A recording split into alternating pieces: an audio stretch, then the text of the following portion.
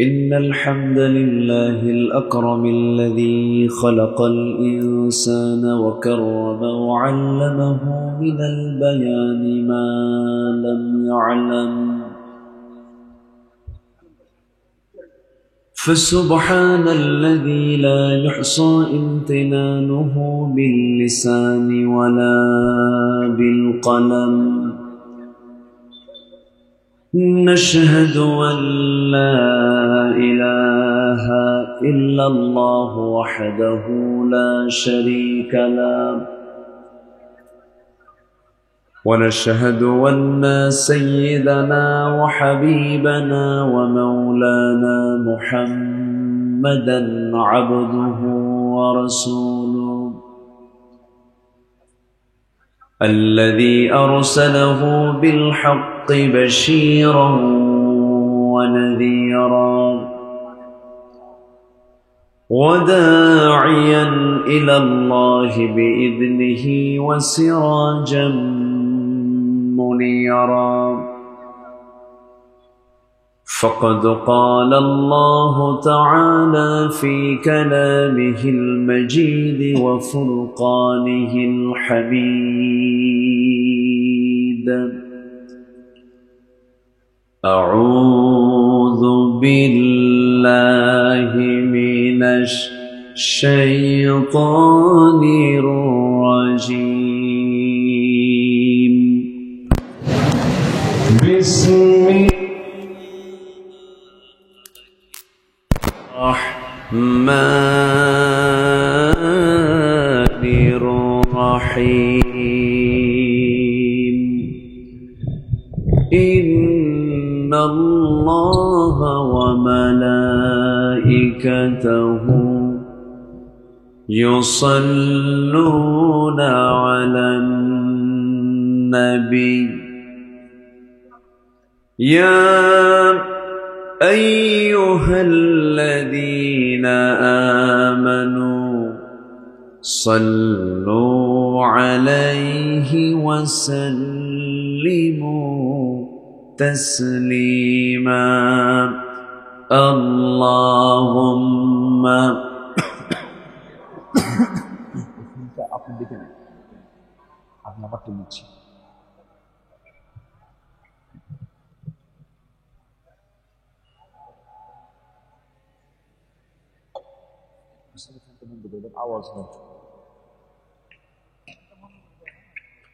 একটু মোহাব্বত দিয়ে নবীর প্রেমে মাতোয়ারা হয়ে জবান খুলে আওয়াজ দিয়ে সবাই বলুন আল্লাহুম্মা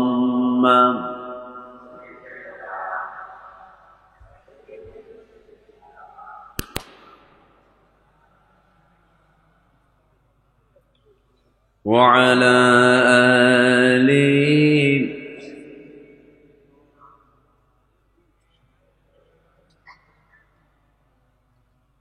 সবাই বলুন বালাগাল উলা বিকামালিহি কাশাফাত তুজা বিজামালিহি হাসনাত জামিউ খিসালিহি সাল্লু سورة يوسف بدار حكمة لقمان ما قارئ قرآن باري يهدي لسان مان ما بلغ العلا بكماله كشف التجى بجماله حسنت جميع خصاله سلوا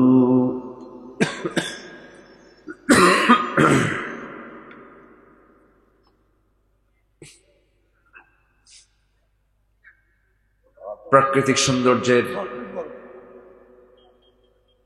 অপরূপ লীলাভূমি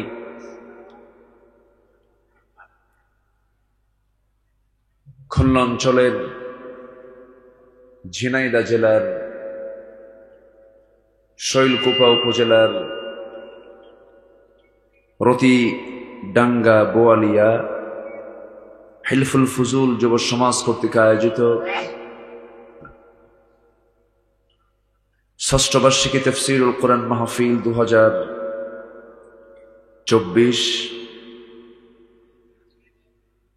মহৎ আয়োজনের সম্মানিত সুযোগ্য সভাপতি জনাব মাওলানা ফজলুল হক, আজকের মাহফিলের বরেণ্য অতিথিবৃন্দ, হযরত উলামায়ে কেরাম, ফদল আইজাম, বিশেষ করে আমার পূর্বে কথা বলেছেন জনাব বিশিষ্ট ওয়াইজ জনাব রিয়াদ ইসলাম বকুল সাহেব,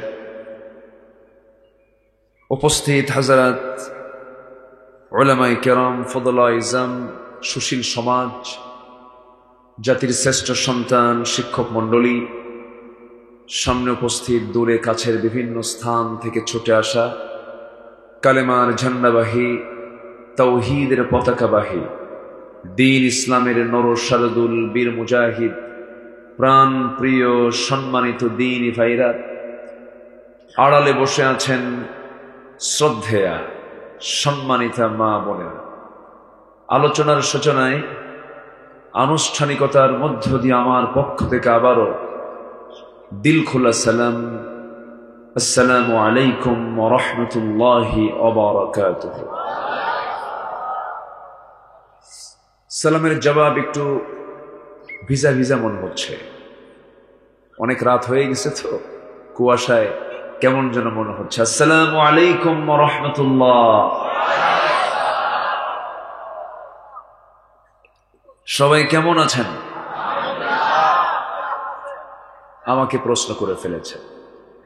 আল্লাহ তাআলা আমাকে আপনার মতো আপনার কাতারেই আপনার সাথেই রেখেছেন। বলছি আলহামদুলিল্লাহ। সাথে না থাকলে তো আসতে পারতাম না, হসপিটালে থাকতাম অথবা অন্য কোথাও থাকতাম। আসতে পেরেছি জান্নাতের টুকরায়, বসতে পেরেছি রহমতের এমন বরকতময় জায়গায়। শুকরিয়া জ্ঞাপন করছি, প্রাণ খুলে বলে উঠছি আলহামদুলিল্লাহ। আবারও বলছি আলহামদুলিল্লাহ। সবাই চিৎকার মেরে বলছি আল্লাহুম্মা ইন্নী আসআলুকা আল হুদা ওয়াত তুকা ওয়াল আফাফা ওয়াল গিনা। সবাই বলি আল্লাহুম্মা আইন্নি আলা যিকরিকা ওয়া শুকরিকা ওয়া হুসনি ইবাদাতিকা। আমরা আল্লাহ তাআলার শুকর আদায় করে নিলাম।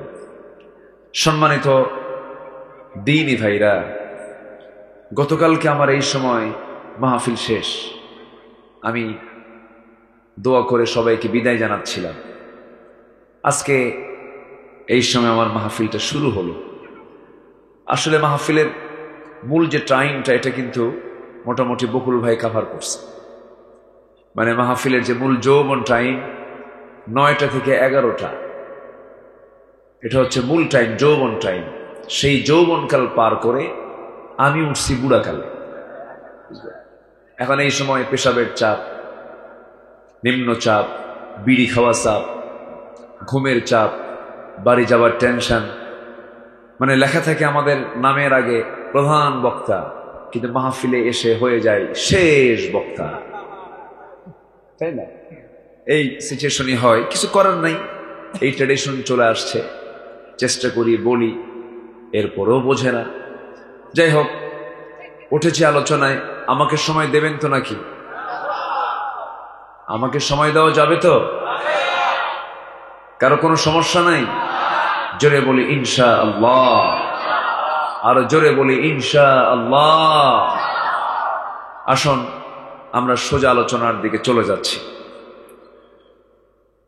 সম্মানিত ভাইয়েরা, আমরা দীর্ঘ 16 বছর কথা শুনেছি একটা পরিবেশে, কথা বলেছি একটা পরিবেশে, আর আজকে আমরা যে বসেছি আলোচনা শুনতে, এটা একটা ভিন্ন পরিবেশ আমরা পেয়েছি জাতীয়ভাবে, ঠিক কিনা?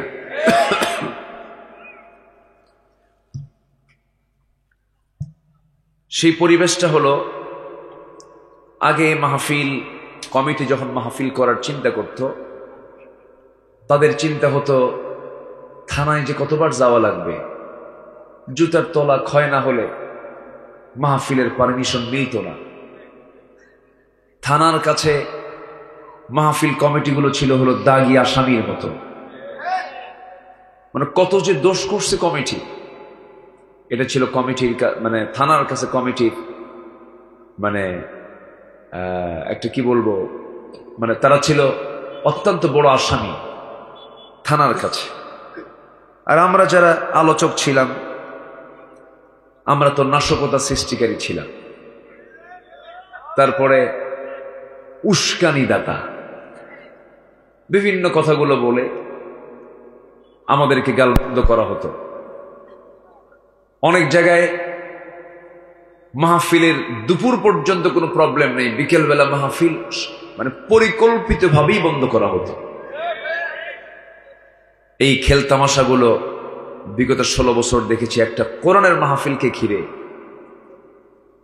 যেখানে কোরআনের আলোচনা হয়, যেখানে মানুষ দিন শেখে, কোরআন শেখে, ইসলাম শেখে, তাও জনগণ তার লাউ আর কুদুবেসার টাকা দিয়ে মাহফিলগুলো চালায়। সম্মানিত বন্ধুগণ, এখন কি আজকের মাহফিলে কেউ গেছিলেন থানায়? যাওয়া লাগছে? এমনি একটু গেছেন, এটা ফর্মালিটিস মেনটেন করে তারা একটু গিয়েছিলেন।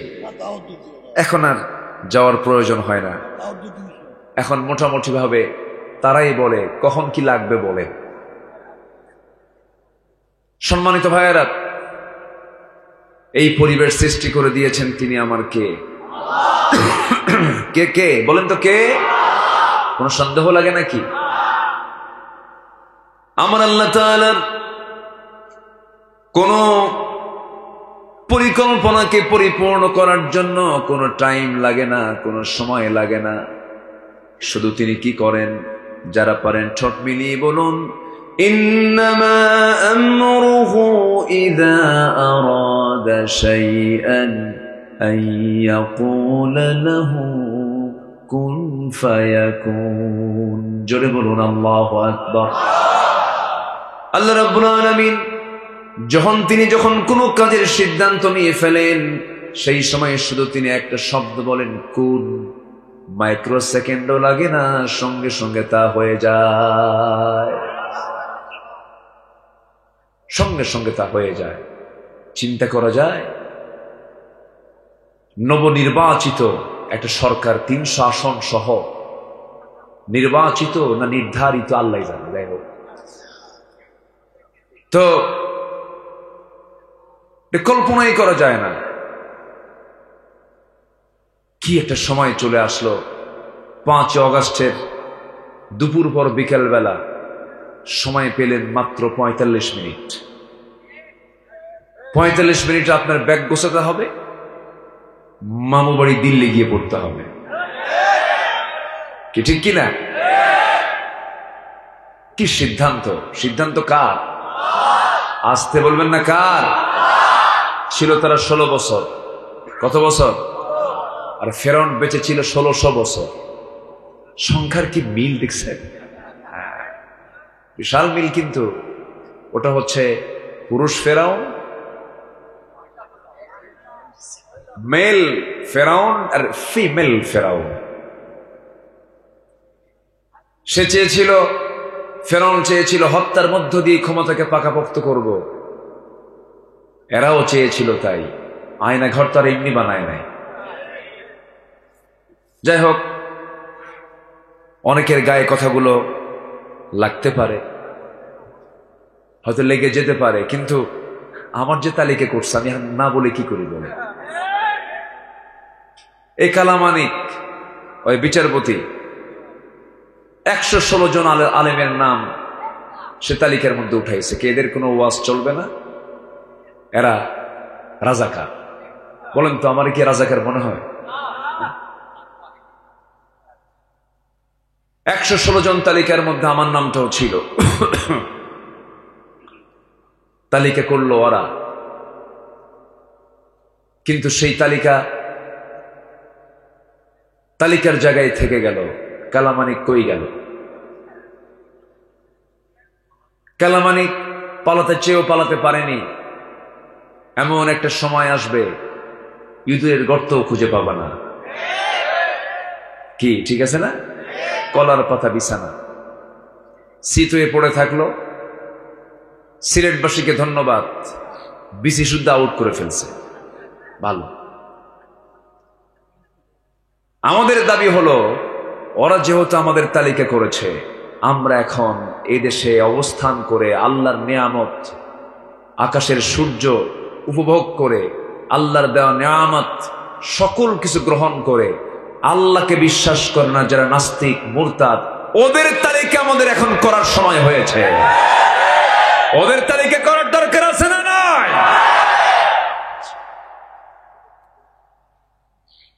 ইসলাম 3 অপরাধীকে ক্ষমা করেনি। একটা হচ্ছে কতলুন নফস, যারা হত্যাকারী, যারা খুনি, তাদের কোনো ক্ষমা, আসতে কয়, তাদের কোনো ক্ষমা। নাম্বার 2, আস-সাইয়্যিবুজ জানি, যারা জেনাকার, বুড়া জেনাকার। কি জেনাকার বলেন? মানে ছোট বয়সী না, বুড়া বয়সেও জেনা করা বাদ দেয় না, এরকম আকাইম্মা, বদমাইশ, কিছু বদমাইশ নেতৃত্ব, চরিত্রহীন নেতৃত্ব আমার দেশে ছিল কি ছিল না বলেন? জাহাঙ্গীরনগর ইউনিভার্সিটিকে কত বড় একটা কলঙ্ক লেপন করে দিয়েছে আরেক মানিক। তৎকালীন সে ছিল ছাত্রলীগের নেতা। সে 100টা মেয়ের জীবন নষ্ট করে, 100 মেয়ের সঙ্গে সে অবৈধ সম্পর্ক করে, জেনা করে, ধর্ষণ করে, সেই ধর্ষণের সে সেঞ্চুরি উদযাপন করেছে মিষ্টি বিতরণের মধ্য দিয়ে ক্যাম্পাসে। তার শাস্তি কি হয়েছে? বিগত 16 বছর কেউ কিছু করেনি, কেউ কিছু বলেও নি। বরঞ্চ কি শাস্তি দিয়েছে জানেন? এই দুষ্ট ছেলে, এগুলো করতে নেই, এটাই হলো তার ফায়সালা। এখন সব এগুলো মাথায় নেওয়া দরকার। আসতে বলবেন না, ঠিক কিনা? মাথায় নেওয়ার প্রয়োজন আছে না নাই? আমরা কলঙ্ককে দূর করতে চাই। একটু বসেন।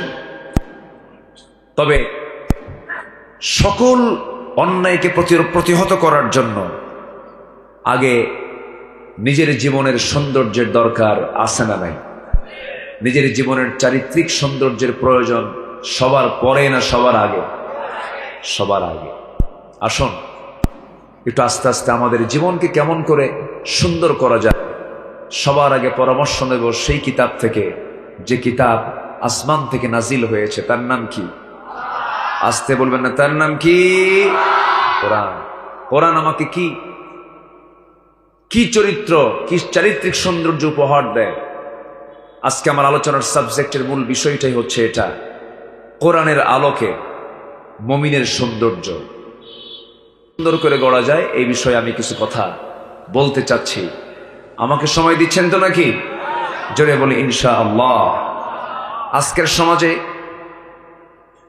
আমার বাংলাদেশে কোনো কিছুর সংকট না থাকলেও আমার কাছে মনে হয় 1 নম্বর সংকট হলো চারিত্রিক সংকট, সৎ নেতৃত্বের সংকট। আছে না নাই?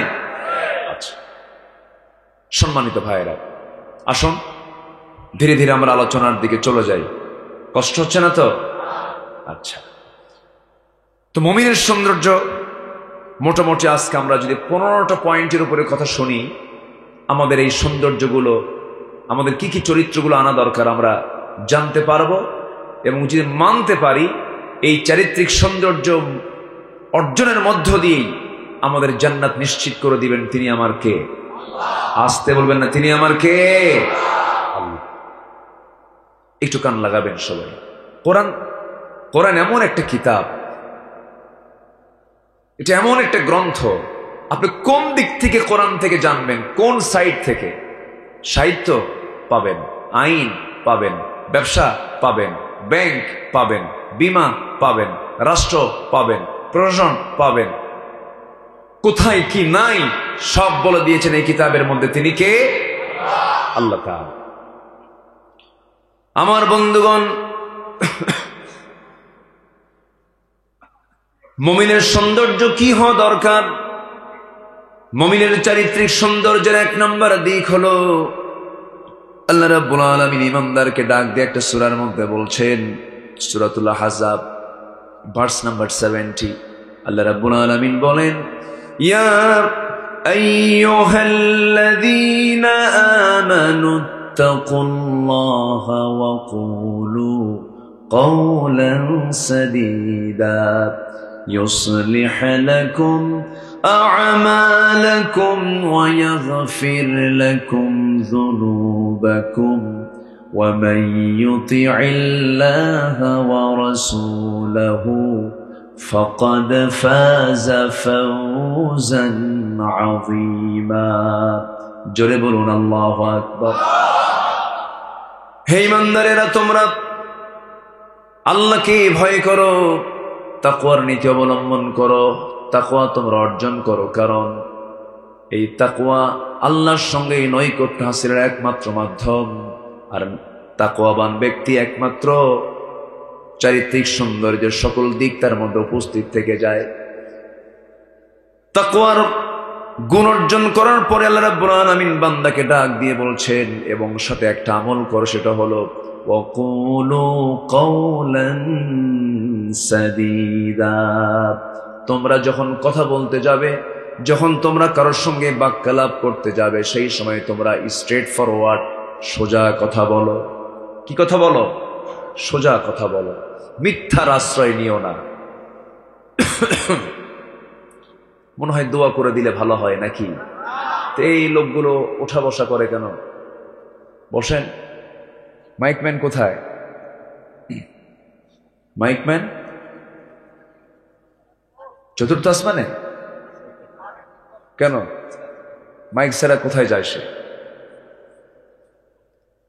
সম্মানিত ভাইয়েরা, আওয়াজ এত স্লো করে দিয়ে গেছে কেন? এখানে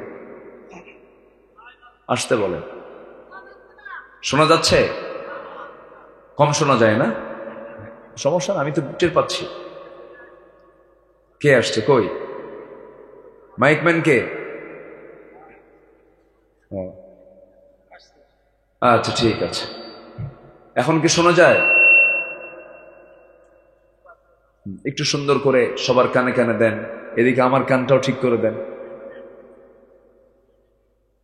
আমি আর কি বলবো, আমি বলতে পারবো তখন যখন মাইক কাভার করতে পারবে, তাই না? এই জন্য এটা সবচেয়ে মাধ্যম, গুরুত্বপূর্ণ মাধ্যম হচ্ছে মাইক। হার্ট অফ মাহফিল, মাহফিলের মূল হচ্ছে মাইক। সম্মানিত ভাইয়েরা, তাহলে আল্লাহ তাআলা বলছেন সত্য কথা বলো। আজকে মুসলমান কি, আমার দেশের মুসলমান যারা, হাসা কয় না মিশা কয়? বলেন, হাসা না মিশা? সত্য বলে বেশি না মিথ্যা বলে বেশি? মিথ্যা বলে বেশি। এটা কি মুমিনের সৌন্দর্য, ইমানদারের সৌন্দর্য, মুসলমানের সৌন্দর্য? একজন মানুষের জীবনে কৌতুক করে মিথ্যা কথা কখনো বের হয় নাই। 63 বছর 9 ঘন্টা যার জীবন ছিল, আয়ুকাল ছিল, এই জীবনে 63 বছর 9 ঘন্টা তিনি বেঁচে ছিলেন। তার জীবনে তার মুখ থেকে অযাচিত, অপ্রয়োজনীয়, অপ্রাসঙ্গিক এবং চুল পরিমাণ কৌতুক করে মিথ্যা বলেছেন এমন রিপোর্ট তার জীবনে ছিল না। জোরে বলি সুবহানাল্লাহ। তিনি কেউ নন, তিনি হচ্ছেন লাকাদ কানা লাকুম ফি রাসূলিল্লাহি উসওয়াতুন হাসানাহ লিমান কানা ইয়ারজুল্লাহা ওয়াল ইয়াওমাল আখির ওয়াযাকারাল্লাহা কাসীরা। জোরে বলুন আল্লাহু আকবার। তিনি আমার নবী, আমাদের জন্য সওয়া হাসানা জনাবে মুহাম্মদুর রাসূলুল্লাহ সাল্লাল্লাহু আলাইহি সাল্লাম। অথচ আমরা তার উম্মত হয়ে হর হামেশা মিথ্যা কথা বলে ফেলি। আল্লাহর ওলি হওয়ার জন্য, আল্লাহর নৈকট্য হাসিলের জন্য এটা সবচেয়ে বড় গুণ। আমি তো মনে করি যে সমস্ত লোকের জীবনে মিথ্যা কথা মুখ থেকে বের হয় না, তারা হচ্ছে জামানার শ্রেষ্ঠ বুজুর্গ মানুষ। যে মুখ দিয়ে মিথ্যা বের হবে না, সেই মুখের দোয়া কবুল করবেন কে? কে কবুল করবেন? আল্লাহ কবুল করবেন। মিথ্যার ধারে পাশে যাওয়া যাবে না। আমার নবীজি একদিন বসে আছেন, এক সাহাবী এসে বলছেন, ইয়া রাসূলুল্লাহ, আপনি আমাকে শুধু শর্ট একটা আমল শিখায় দিবেন, আমি একটা আমলের বেশি দুইটা আমল করব না। আমার নবীজি তাকে বললেন, তুমি একটা আমল যদি শুধু করতে চাও, একটা আমল তোমাকে শিখায় দিলাম, আজকে থেকে কখনো মিথ্যা কথা মুখ থেকে বের করবা না,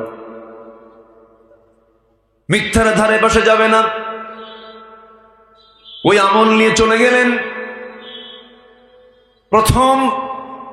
প্রাথমিক পর্যায়ে থাকা ওই সাহাবীর মধ্যে বড় বড় তিনটা বড় দোষ ছিল: চুরি, জেনা এবং মদ।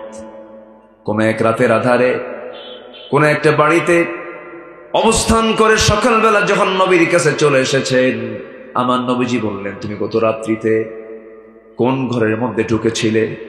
সাহাবী বলছেন, ইয়া রাসূলুল্লাহ, আল্লাহর কসম করে বলি আর জীবনে জেনার কাছে যাব না। পরের দিন সকালবেলা গিয়েছেন, রাসূল বললেন, সাহাবী, গত রাত্রিতে তুমি হাতের মধ্যে কিসের বোতল নিয়েছিলে? আল্লাহর কসম, আজকে থেকে মদের বোতল আর হাতের মধ্যে তুলব না।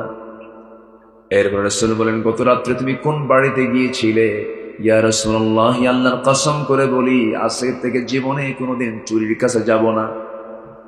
এরপর তিনি বলছেন, ওই সাহাবী বলছেন, ইয়া রাসূলুল্লাহ, আল্লাহর নামের কসম করে বলছে আপনি আসলে সত্যি আল্লাহর নবী, আপনি আল্লাহর পয়গম্বর, কোনো সন্দেহ নাই। জীবনে আজকের থেকে ওয়াদা করলাম, জীবনে আর কোনোদিন মিথ্যা, জীবনে আর কোনোদিন মদ, জিনা, নারীর ধারে পাশে আমি আর যাব না। জোরে বলি সুবহানাল্লাহ। মিথ্যা সকল পাপকে টেনে আনে। 16টা বছর এদেশের বিটিভি সহ যত চ্যানেল ছিল সবগুলো ছিল হলো মিথ্যা তথ্য দিয়ে ভরা। ঠিক কিনা বলেন? যা পেয়েছে সব মিথ্যা। আজকে তা টের পাচ্ছি না আমরা। দেশ কত দূর আগায় নিয়ে গেছে তারা। 18 কোটি মানুষ যে দেশের নাগরিক, 11 লক্ষ কোটি টাকা দেশে ঋণ রেখেছে তারা। কি বলে, 18 লক্ষ কোটি টাকা তারা দেশের ঋণ রেখে গেছে। এর মধ্যে 11 লক্ষ কোটি টাকা তারা নিজেরাই পাচার করে নিয়ে চলে গেছে। কয়েকটা ধরা পড়ছে অবশ্য। এর মধ্যে একজন বিশেষ খ্যাতিমান মানুষ, সালমান এফ রহমান ওরফে বাবা দরবেশ। ঠিক কিনা বলেন? মাথার চুলগুলো থেকে শুরু করে নিয়ে পা পর্যন্ত সব সাদা, মানুষটাও সাদা। এত সুন্দর চেহারার মানুষ, মনে হয় আসমান থেকে জিব্রাইল চলে আসছে। এত সুন্দর চেহারা। বাঁচার জন্য কত নেকি করলো সবাই তো জানেন কম বেশি। কত চেষ্টা করলো, কত অভিনয় করলো, মাথার চুল কালো বানালো, দাড়িটা রাখলোই না, কেটেই ফেললো। পাঞ্জাবি খুইলা গেঞ্জি পরলো, পায়জামা খুইলা লুঙ্গি পরলো, নৌকায় চললো। নৌকায় চড়ার পর সেই নৌকার ভেড়েরা কোস্টগার্ড ধরে ফেললো বন্ধু আইনমন্ত্রীকে। আইনমন্ত্রী আর চুল কাটবে কেমনে? ওর চুলই তো নাই। দাড়ি কাটবে কেমনে? দাড়ি তো আগের থেকে রাখে নাই, উপায় তো নাই। তা আইনমন্ত্রীকে যখন ধরে নিয়ে যাচ্ছে তখন বলল, আসলাম দুজন, যাবো একা। এটা কেমন কথা? হ্যাঁ, কি কথা কি বুঝতেছেন আপনারা? আসলাম সাথে দুইজন একসাথে, আর যাবো এক, এটা কেমন হয়? তখন বলে, ঘটনা কি? আরেকজন আছে তো, ওই যে বসে আছে। কে ওটা? ভালো করে দেখো, চিনবা, ভালো করে দেখো। কেন চিনতেছি না তো, মাথার চুল কালো, মুখের দাড়ি নাই, লোকটা কে চেনা যায় না তো। ভালো করে দেখো, ওটাই দরবেশ। ধরে নিয়ে আসা হলো। এখান থেকে একটা শিক্ষা আছে, জালিম জালিমকেও ছাড় দেয় না, কিন্তু ইমানদার ইমানদারের জীবন রক্ষার জন্য জীবন পর্যন্ত দিতে প্রস্তুত নিয়ে নেয়। ঠিক কিনা? চিন্তা করেন, গোটা দেশের সমস্ত নেতৃবৃন্দ থুইয়া হেলিকপ্টারে চড়ে মারছে, দূর পালাইছে। ইমানদারের চরিত্র এগুলো নয়। আমার নবীজি বদরের প্রান্তরে, উহুদের প্রান্তরে সকল সাহাবে কেরামকে নিয়ে যখন চলে গেছেন, তিনি সবার পেছনে না তিনি সবার আগে? সবার পেছনে না সবার আগে? সবার আগে। এটাই ইমানদারের চরিত্র হওয়া উচিত ছিল। আমার বন্ধুগণ, মিথ্যার কাছে যাওয়া যাবে না। মিথ্যা ধরলাম তো আমি হেরে গেলাম। সত্যের সঙ্গে সর্বক্ষণ থাকতে হবে। মিথ্যার আশ্রয় নেওয়া যাবে না, মিথ্যাও তো অপকৌশল করা যাবে না। মিথ্যার ফলাফল হলো জাহান্নাম, সত্যের ফলাফল হলো জান্নাত। আল্লাহ রাব্বুল আলামিন আরেক জায়গায় বলছেন, ওয়াকুলু লিন্নাসি হুসনা। যখন তোমরা মানুষের সঙ্গে কথা বলবে, মিষ্টি করে সুন্দর করে কথা বলো, মিথ্যামূলক কোনো কথা বলতে যেও না। এক নম্বর বিষয় আমরা জানলাম, মোটামুটি 15টা চারিত্রিক সৌন্দর্য যদি কোনো বান্দার মধ্যে চলে আসে, কোরআন যেগুলো শিক্ষা নিতে বলেছে, এই গুণ যদি বান্দার মধ্যে নিয়ে আসে, আল্লাহ রাব্বুল আলামিন বলছেন ওই বান্দার জান্নাতে যেতে কোনো কষ্ট হবে না। আল্লাহু আকবার বলে। নাম্বার 2 হলো আমানত রক্ষা করা। আমানত কি করা? আমানত রক্ষা করা। আমানত রক্ষা মানে হচ্ছে, কই যান? বসেন। কিসের যাওয়া? আপনাকে দেখে আবার একদিন চলে যাবে। আপনার ভক্ত আছে না? বসে। এটা এখানে, ওটা নিচে রাখেন, একটু কষ্ট হচ্ছে, রাখেন। জি আলহামদুলিল্লাহ, খুব সুন্দর কণ্ঠ তো, অনেক সুন্দর আলোচনা করেছেন আজকে। আল্লাহ তুমি আলোচনার মধ্যে বরকত দিয়ে দাও। জোরে বলি আল্লাহুম্মা আমিন। আরো জোরে আল্লাহুম্মা আমিন। আমানত রক্ষা করতে হবে। ক্ষমতা একটা আমানত। ক্ষমতা একটা কি? আমানত। চেয়ার একটা কি? আমানত না? চেয়ার একটা আমানত। সাইয়্যিদনা ওমর ফারুক রাদিয়াল্লাহু তাআলা আনহু অর্ধ দুনিয়ার শাসক। তিনি অর্ধ দুনিয়া, 40টা রাষ্ট্র তিনি চালান। ছোটখাটো না, 40টা রাষ্ট্রের তিনি রাষ্ট্রপ্রধান। যখন ক্ষমতার মসনদে তিনি বসলেন, সেদিন থেকে মৃত্যুর দিন পর্যন্ত একটা রাত তিনি ঘুমাতে পারেন। একটাই টেনশন, এই আমানত আমার রক্ষা হবে তো? মাঝে মাঝেই তিনি আফসোস করে বলতেন, ফোরাত নদীর তীরে যদি একটা কুকুর অনাহারে মারা যায়, আর ইরাকের রাস্তা খারাপের কারণে যদি সেই খারাপ গর্তের মধ্যে যদি একটা উট চলতে নিয়ে উটের পা পড়ে, উটের পা ভেঙে যায়, কিয়ামতের দিন আমি ওমর, আমাকে উট কেন পা ভেঙে ফেললো, কুকুর কেন মারা গেল, তার জন্য আমি ওমর, আমাকে জবাবদিহির কাঠগড়ায় দাঁড়াতে হবে আল্লাহর সামনে। কি অনুভূতি তাদের মধ্যে কাজ করেছে, কি চিন্তা তাদের মধ্যে কাজ করেছে। প্রথম খলিফা হচ্ছেন আবু বকর সিদ্দিক রাদিয়াল্লাহু তাআলা আনহু।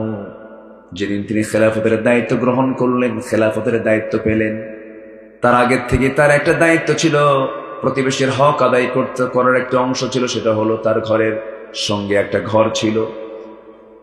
সেই ঘরের বাসিন্দা একজন ছিলেন, স্বামী নাই, ছেলে নাই, মেয়ে নাই, সন্তানাদি কেউ নাই, শুধুমাত্র একজন বুড়ি মহিলা ছিলেন, তার খেদমত করার মতো কেউ ছিল না।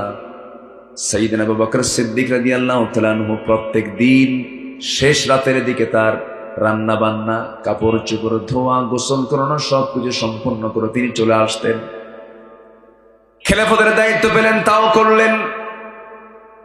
সাইয়্যিদনা ওমর ফারুক একদিন দেখে ফেলে বলছেন, সব কাজ আপনি একাই করবেন, আমাদের কিছু কাজের তো সুযোগ দেওয়া দরকার। সাইয়্যিদনা আবু বকর বলছেন, ওমর, আমার ভাই ওমর, কিয়ামতের দিন আমার আমলনামা তো তোমার পিঠে যাবে না, আমাকে আমার কাজ করতে হবে। সাইয়্যিদনা আবু বকর রাদিয়াল্লাহু তাআলা আনহুর ইন্তেকাল হয়ে গেল।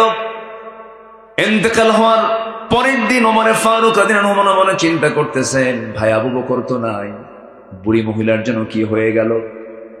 সেই বুড়ি মহিলার খেদমত করার জন্য তিনিও চলে গেছেন শেষ রাত্রিতে।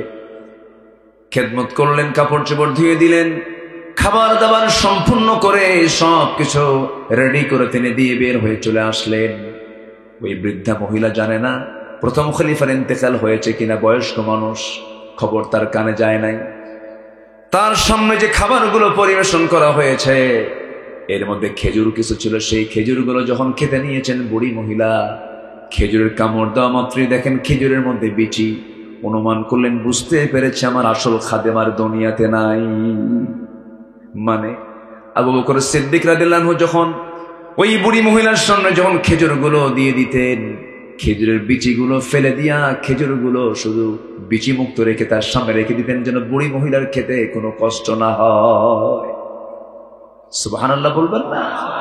জোরে বলে সুবহানাল্লাহ। আমার বন্ধুগণ, সেই যুগের মানুষগুলো আবার কেমন ছিল? গভীর রজনী, নিঝুম রাত, ওমরে ফারুক রাদিয়াল্লাহু তাআলা আনহু রাতের বেলা তিনি একাকী চলছেন, নির্জন রাত্রিতে ছোট্ট একটা লাঠি নিয়ে একা একা চলতেছেন।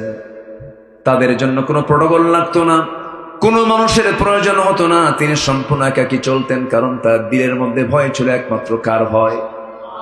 আসতে বলবেন না, কার ভয়? বিগত 16 বছর দেখেছি আতিপাতি নেতার পিছনে 50টা মোটর সাইকেল। কটা মোটর সাইকেল? 50-100টা মোটর সাইকেল থাকে। আতিপাতি নেতা, ওগুলো গেল কই? পিটাইয়া সোজা করা দরকার, ঠিক কিনা? অনেক লাফালাফি করেছে, মঞ্চে এসে ডিস্টার্ব করেছে, মঞ্চে এসে ডিস্টার্ব করেছে, আমাদেরকে কথা বলতে দেয়নি। মঞ্চ ওঠার আগে আমাদেরকে ওয়াজ শোনায় দিত, হুজুর আকাশের ওয়াজ করবেন আর কবরের ওয়াজ করবেন, দুনিয়াটা আমরা দেখে নেব। এগুলো করে করে বহু জুলুম অত্যাচার করেছে। পোস্টারের নাম নাই, মাহফিল বন্ধ হয়ে যাবে, কত কি তারা করেছে। সম্মানিত ভাইয়েরা, সম্মানিত বন্ধুগণ, সকল জুলুমের বিচার করার দায়িত্ব একমাত্র কার? আসতে বলবেন না, কার? সেই বিচারও করেছেন তিনি কে? আল্লাহ তাআলা। ওমরে ফারুক রাদিয়াল্লাহু তাআলা আনহু একাকী বের হয়েছেন, কেউ নাই তার পাশে। সেই নিঝুম রাত্রিতে চলতে চলতে হঠাৎ করে তিনি একটা ঘরের সামনে গিয়ে দাঁড়ালেন। ঘরের সামনে গিয়ে দাঁড়িয়ে তিনি দুজন মহিলার কথোপকথন শুনতেছেন, কনভারসেশন শুনছেন। মা এবং বেটি তারা গল্প করছে। মা বলতেছে, আমার মেয়ে শোনো, আগামীকালকে বাজার করব, কি সেই বাজারের টাকাটা পর্যন্ত তেমন নাই। এই যে উটনির দুধ আজকে আমরা দহন করেছি, এই দুধ বিক্রি করেও আমাদের বাজারের টাকা হবে না। এই জন্য উটনির দুধের মধ্যে কিছু পানি ঢুকায় দাও। কি ঢুকায় দাও? পানি ঢুকায় দাও, পানি মিক্স করে দাও। দুধের পরিমাণ বেড়ে যাবে, টাকার পরিমাণটা আমাদের বেড়ে যাবে। এই কথা শোনা মাত্রই মেয়ে বলছে, মা এই কাজটা আমার দ্বারা সম্ভব না, আমি করতে পারবো না। সঙ্গে সঙ্গে মা বলতেছে, হে আমার কলিজার টুকরা মেয়ে, তুমি হয়তো ভাবতেছো ওমরে ফারুকের লোকজন এসে দেখে যাবে, ধরে ফেলবে না, এখানে কেউ নাই, রাতের বেলা অন্ধকার কে দেখবে? সঙ্গে সঙ্গে মেয়েটা বলে, মা রাষ্ট্র হয়তো দেখলো না, প্রশাসন হয়তো দেখলো না, কিন্তু মা তুমি আমি দিনের আলোতে যা করি, রাতের আধারে যা করি, যিনি সবচেয়ে বড় রাজ সাক্ষী সে আল্লাহ আমাদের দেখে ফেলতেছে, আমি তা করতে পারবো না। ওমরে ফারুকের কানে কথাগুলো চলে যাচ্ছে, চোখের পানি মুছতে মুছতে বলছে, আল্লাহ আমার এই রাষ্ট্র সংরক্ষণের জন্য আমার দরকার শুধু না, আমার জনগণটাই যথেষ্ট। যেরকম সুবহানাল্লাহ। দেশ শুধু ভালো হবে রাষ্ট্রপ্রধান দিয়ে নয়, দেশ ভালো করার জন্য দেশের জনগণও ভালো হওয়ার দরকার আছে না নাই? আসতে বলবেন না, আছে না নাই? একটু কান লাগাবেন, শুধু কথা আপনি শুনছেন না, এই প্রযুক্তির কল্যাণে কথাগুলো গোটা দুনিয়ার কোটি কোটি মানুষের কাছে কথাগুলো সাপ্লাই হয়ে যায়। এরা রেকর্ড করছে, লাইভ করছে, এই কথাগুলো গোটা দুনিয়ার 200 রাষ্ট্রে কত বাংলা ভাষাভাষী মানুষগুলো আছে তাদের কাছে কথাগুলো চলে যাবে। চলে যাচ্ছে। একটু আমাকে কথা শোনার জন্য, আমার কথা শোনার মধ্য দিয়ে, মাহফিলের আলোচনাগুলো শোনার মধ্য দিয়ে একটু সহযোগিতা করবেন। দিন বোঝার দরকার একার না সবার, দিন বোঝার দরকার একার না সবার। একটু কান লাগাবেন। 15টা গুণ অর্জন করবো আমরা। কয়টা গুণ অর্জন করব? 15টা গুণ। নাম্বার 1 আমরা শিখে নিয়েছি। আজকের মাহফিল থেকে সিদ্ধান্ত নিলাম জীবনে আর কখনো মিথ্যা কথা বলবো না। জোরে বলি ইনশাআল্লাহ, আরো জোরে বলি ইনশাআল্লাহ। নাম্বার 2 হলো আমানতের হেফাজত করা, আমানত খেয়ানত না করা। এই কথা বলতে নিয়ে সাইয়েদনা ওমর ফারুকের দিকে চলে গেছে আমরা। আমার বন্ধুগণ, ওমর ফারুক রাদিয়াল্লাহু তাআলা আনহু কত বড় আমানতদার ছিলেন, কি তাকওয়া তাদের মধ্যে কাজ করেছে। একটু কান লাগান, মনোযোগ দিয়ে শোনেন। সাইয়েদনা ওমর ফারুক রাদিয়াল্লাহু তাআলা আনহুর একটা ছোট্ট ছেলে বাজার থেকে একটা ঘোড়া কিনে এনেছে। সেই ঘোড়া কিনে এনে বাড়িতে লালন পালন করে ধীরে ধীরে বড় করতেছিল, মোটা তাজা করতেছিল। কিন্তু যে ঘাস ঘোড়াটা খায়, সেই ঘাসটা হলো রাষ্ট্রের জায়গা। রাষ্ট্রের জায়গার ঘাসগুলো খেয়ে খেয়ে ঘোড়াটা বড় হচ্ছিল।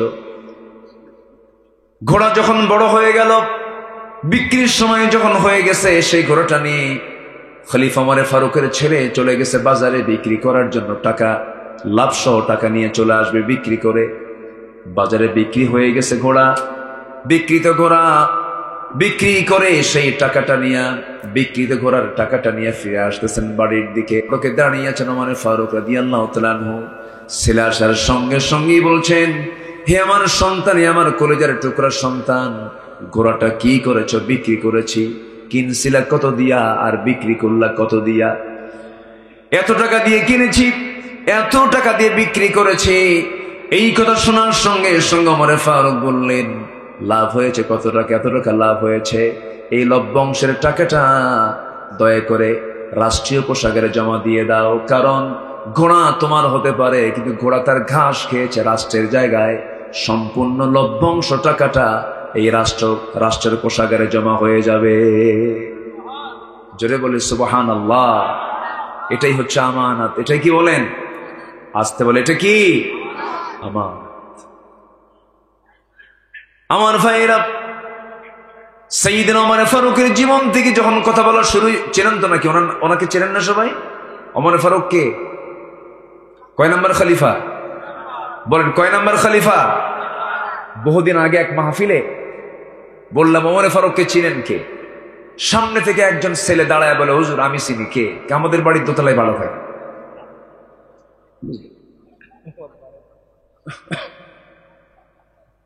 বসেন, কষ্ট দিচ্ছি মনে হয় আপনাদের নাকি? অনেক রাত হয়ে গেছে, 12টা বাজতেছে। যদি বলেন শেষ করে দেব। এই তো, জি, সারা রাত। এ তো দেখতেছি আরেক। জি, বলি আলহামদুলিল্লাহ, খুব ভালো মানুষ আপনার। জি, সম্মানিত ভাইয়েরা, সম্মানিত বন্ধুগণ,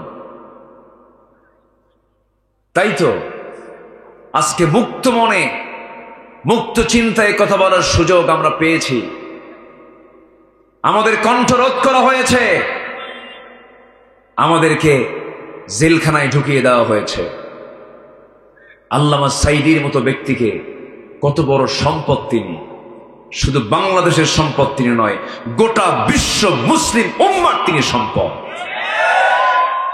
সেই লোকটাকে তিলে তিলে পুড়ে পুড়ে জেলখানায় রেখে সর্বশেষ তাকে পয়জনিং করে, বিষ প্রয়োগ করে হত্যা করল। তাফসীর মাহফিলের এই প্ল্যাটফর্ম থেকে সুস্পষ্ট ভাষায় জানিয়ে দিতে চাই, যেই মেডিকেল টিম কর্তৃক, যে সমস্ত কুচক্রান্তকারী কর্তৃক মেডিকেল টিম গঠন করে তাকে পয়জনিং করে হত্যা করা হয়েছে, অবিলম্বে তাদেরকে গ্রেফতার করে চূড়ান্তমূলক শাস্তি নিশ্চিত করা হোক। রাজি আছেন কারা কারা? হাত উঁচু করে দেখান মুসলমান।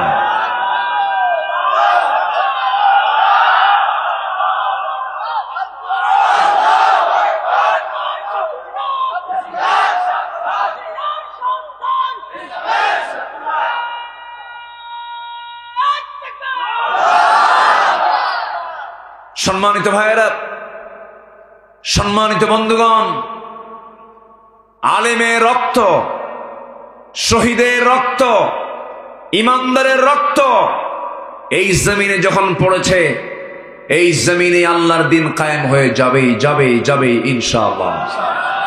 প্রয়োজনে যদি দিন কায়েমের পথে আরো রক্ত দিতে হয়, জীবন দিতে হয়, মাল দিতে হয়, রাজি আছেন? রাজি আছেন কারা কারা? হাত উঁচু করে দেখেন মুসলমান। কেউ তো স্লোগান দেন না, কেউ তো স্লোগান দেন না। দেন স্লোগান দেন।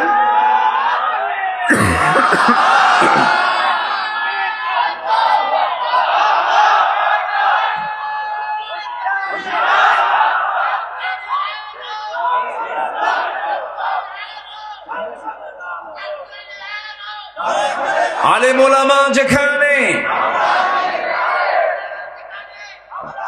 আল্লাহ কবুল করুন, জোরে বলি আমিন।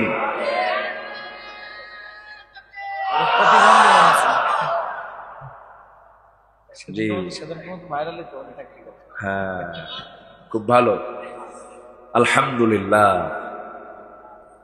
এই দেশ থেকে ইসলামকে নির্মূল করতে চায়।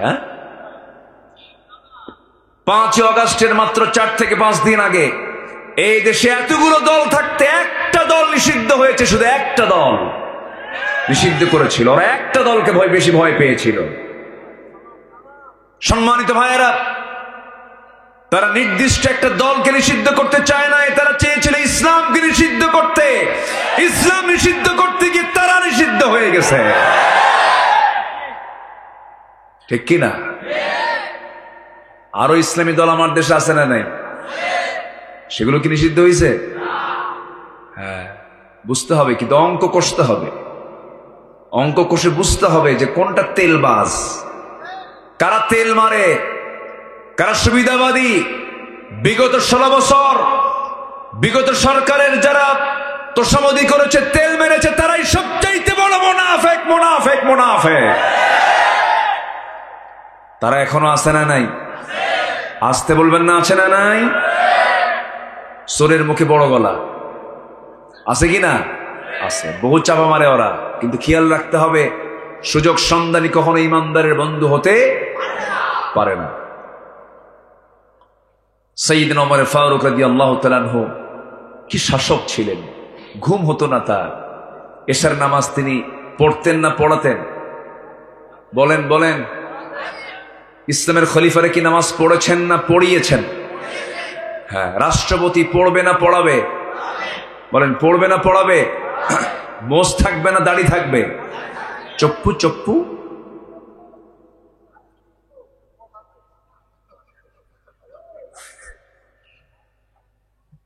মুসলিম লিডার হবে দাড়িওয়ালা না মোষওয়ালা? দাড়িওয়ালা না মোষওয়ালা? আর এখন নেতা হওয়ার জন্য কি লাগে? হাইব্রিড জাতের 2.5 থেকে 3 ইঞ্চি মোটা মোষ, এরকম, তাহলে নেতা হয়ে গেল।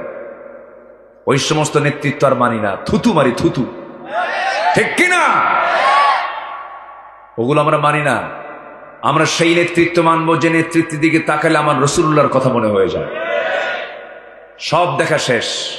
কেউ বাপ নিয়ে ব্যস্ত, কেউ স্বামী নিয়ে ব্যস্ত, কেউ কারো বাপের দেশ, কারো স্বামীর দেশ, মাঝখান দিয়ে আমরা শেষ। ওগুলো সব বাদ।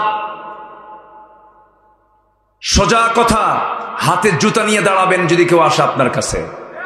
যদি ইসলাম নিয়ে কথা বলে, ইসলামের পক্ষে কথা বলে, ধন্যবাদ জানাবেন, বুকের সঙ্গে বুক লাগায় নেবেন। ইসলামের দাওয়াত ছাড়া, ইসলামের দল ছাড়া অন্য কোনো কথা বললে থুতু মারবেন আর জুতা মারবেন। 71 থেকে 2024 সাল ধোকা খাইছি, ধোকা। ধোকার উপরেই জাতি চলছে। আমরা দেশটা গড়ব কোন দিন? সেই মাহাতির, মুহাম্মদ মাহাতির মালয়েশিয়াকে কোথায় নিয়ে চলে গেছেন? 81-তে ক্ষমতায় এসেছেন তিনি। সেই মালয়েশিয়া আজকে কোথায়? আর আমার বাংলাদেশ আজকে কোথায়? সম্মানিত ভাইয়েরা, দেশ গড়ার জন্য নিজের চরিত্র আগে সুন্দর করে গড়ার দরকার আছে না নাই? আসতে বলবেন না, আছে না নাই? এদেশের জাতীয় চরিত্র হলো সত্য কথা বলা না মিথ্যা কথা বলা? বলেন বলেন বলেন। মিথ্যা কথা।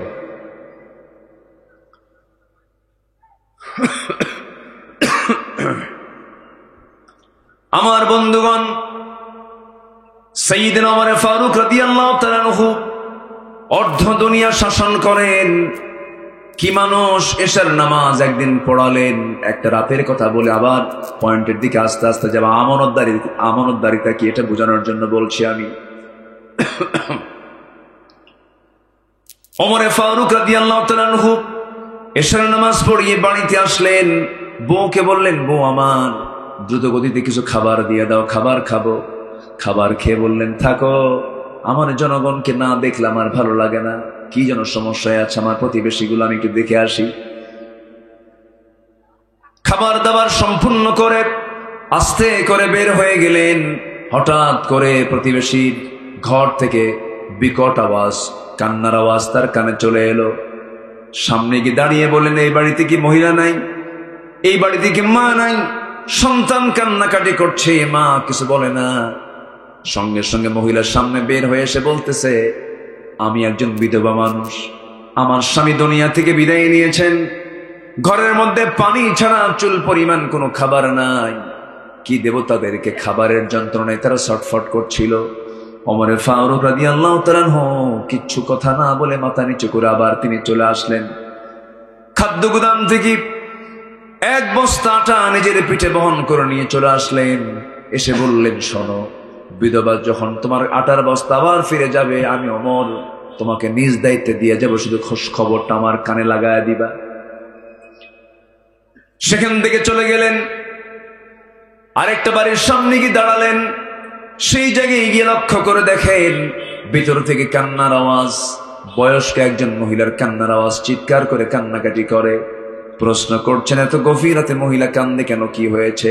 পেটে বাচ্চা, ডেলিভারির সময় হয়েছে, কিন্তু ধাত্রী নাই, নার্স নাই, সন্তান ডেলিভারি হচ্ছে না। কি করবেন? তিনি তো পুরুষ মানুষ। আবার গভীর রাত, সোজা বাড়িতে চলে গেলেন, বউটাকে ডাক দিলেন। ডাক দিয়ে বউয়ের হাত ধরে বলছেন, আল্লাহর কসম করে বলি, আমরা কিন্তু জনগণের শাসক নই, আমরা হলাম জনগণের খাদেম। এই কথা বলে বউটাকে বোরকা পড়ায় নিয়া ওই বাড়ির সামনে গিয়ে দাঁড় করায়া হাত দুটা জড়িয়ে ধরে বলছে, আমার স্ত্রী, আল্লাহর কসম করে বলি, এই ঘরের মধ্যে একজন মহিলা আছে, পেটে সন্তান ডেলিভারি হচ্ছে না, নার্স নাই, আল্লাহ না করুন, আল্লাহ না করুন, যদি এই মহিলার যদি মৃত্যু হয়ে যায়, সন্তান অথবা যদি মা যে কোনো একজন যদি মারা যায়, অথবা দুজন যদি মারা যায়, কিয়ামতের দিন আমি ওমর আমাকে খুনির কাপের আল্লাহর সামনে দাঁড়াতে হবে। অতএব আমার পক্ষ হয়ে তুমি আমার স্ত্রী, আজকে তোমাকে নার্সের দায়িত্ব পালন করতে হবে। বউটাকে ঘরের মধ্যে ঢুকাইয়া দিলেন। একজন সম্রাটের বউ, একজন খলিফার বউ, তাকে নার্স বানায় ঘরের মধ্যে ঢুকাইয়া দিয়ে সেখান থেকে আস্তে করে আবার অন্যদিকে চলতে লাগলেন। চলতে চলতে লাঠি একখান নিয়া একাকি চলতেছেন। হঠাৎ করে একটা ছোট্ট কুটির ঘর থেকে গুনগুন গুনগুন করে যেন একটা আওয়াজ তার কানে চলে আসলো। মহিলা কি যেন গুনগুন করে গায়। কান পেতে পেতে কথাগুলো শুনলেন, কিন্তু কথার ভাষা হলো বিরহের গান। একটা নারী একটা পুরুষকে পাইতে গিয়ে যে গানগুলো গায়, সেই গান তিনি গাচ্ছে, ওই মহিলা গাচ্ছিল। মহিলার কণ্ঠে সে আওয়াজগুলো চলে আসতেছে। এমন জোরে ধমক মেরেছেন, এক ধমকে গান বন্ধ হয়ে গেছে। দরজার কাছে নক করছেন, দরজা খুলো। কি? ঘরের মধ্যে গান গাও। দরজার খোলে না, পিছন দিক থেকে চলে গেলেন। খেজুর পাতার বানানো বেড়ার ঘর ছিল, সেই বেড়াটা টান মারলেন, খুলে গেল, ভিতরে ঢুকলেন। মোমবাতি জ্বালানো, প্রদীপ জ্বালানোর সামনে একজন মহিলা কাপা মাথায় কাপড় দিয়ে পর্দার নিয়ম রক্ষা করে দাঁড়ায় আছে। ওমর ফারুক বলছেন, মহিলা, এই গভীর রাত্রে আল্লাহর কালাম তেলাওয়াত না করে, সুন্দরভাবে তাহাজ্জুদ নামাজ না পড়ে তুমি এই সময় কেন বিরহের গান গাচ্ছ? তুমি কি জানো না এটা ইসলামী জনপদ, ইসলামী রাষ্ট্র এটা? এবার মহিলা ওমর ফারুককে চিনতে না পেরে বলতেছে, হ্যাঁ, এটা আমার বড় দোষ হয়ে গেছে, কিন্তু আমি গান গেয়েছি, এটা আমার একটা অপরাধ হতে পারে, কিন্তু তুমি আমার ঘরের মধ্যে ঢুকে একটা দুইটা নয়, 3 থেকে 4টা তুমি বড় বড় ভুল করে ফেলেছো। কি কি ভুল করেছে আমি বলো? মহিলা বলতেছে, আপনি ঘরের মধ্যে ঢুকবেন, অনুমতি তো নেন নাই, সালামত দেন নাই। লা তাদখুলু বুয়ুতান গায়রা বুয়ুতিকুম হাত্তা তাস্তানিসু ওয়া তুসাল্লিমু আলা আহলিহা। সালাম দিলেন না, অনুমতিও নিলেন না। নাম্বার 3 হলো আপনি আমার ঘরের মধ্যে ঢুকবেন দরজা দিয়ে নয়, আপনি বেড়া দিয়ে ঢুকলেন, বেড়াটা ভাঙলেন, আমার সম্পদের ক্ষয়ক্ষতি হয়ে গেল। নাম্বার 4, আপনি একজন পরপুরুষ, আমি একজন পরনারী, আমার পর্দার খেলাফ হয়ে গেছে, আপনি আমার ঘরের মধ্যে ঢুকেছেন, আমার স্বামী আমার ঘরে নাই। এই সমস্ত ভুলগুলো আপনি করে ফেলেছেন, আমি আপনাকে ছাড় দেব না। ওমরে ফারুক বলছেন, তুমি কি করবে বলো? আগামীকাল সূর্য উদয় হওয়ার সঙ্গে সঙ্গেই আমি তোমার বিরুদ্ধে ওমরের আদালতে গিয়ে মানহানির মামলা দায়ের করব। কার সামনে বলে? আসতে বলে, কার সামনে বলে? সাইয়েদনা ওমর ফারুকের সামনে এই কথাটা বলে ফেলতেছেন। ওমর ফারুক তো মুস্কি মুস্কি হাসি মারেন। এবার তিনি বলছেন, শোনো, যে ওমরের আদালতে তুমি যাবি, আমার তো মনে হয় ওমর মানুষটা খুব একটা ভালো না। নিজেকে নিজে ভালো বলা যায় নাকি বলেন? বলে ফেলেছেন। এবার মহিলা খেপে গিয়ে বলে, দোষ তো তোমার আরেকটা যোগ হলো। গোটা পৃথিবীর ভিতরে যে ওমরের নামটা সবার ঊর্ধ্বে, যিনি হচ্ছেন অর্ধ দুনিয়ার একমাত্র ন্যায়বান শাসনকর্তা ওমরে ফারুক, তার বিরুদ্ধে তুমি কথা বলো, দোষ আরেকটা যোগ হলো, আমি তোমাকে ছাড় দেব না। ওমরে ফারুক বলছেন, ঠিক আছে, আমি দোষ করেছি, আমি ভুল করেছি। তুমি যে দোষটা করেছো, তুমি গান গুনগুন করে গাচ্ছ কেন, এর কারণটা কি? এবার মহিলা বলতেছে, গান গাওয়ার কারণ হলো, আজ থেকে 4 মাস আগে আমার স্বামীর সঙ্গে আমার বিয়ে হয়ে যায়। বিয়ে হওয়ার পরে মাত্র 3 থেকে 4 রাত আমি তাকে কাছে পেয়েছিলাম। আমাদের দাম্পত্যময় জীবনটা খুব আনন্দময়, খুব সুন্দর মুহূর্ত কাটছিল। এমন সময় ওমরে ফারুকের লোকজন চলে এলো, সীমান্ত প্রহরায় নিয়োগ দেওয়ার জন্য আমার স্বামীকে নিয়ে চলে গেল।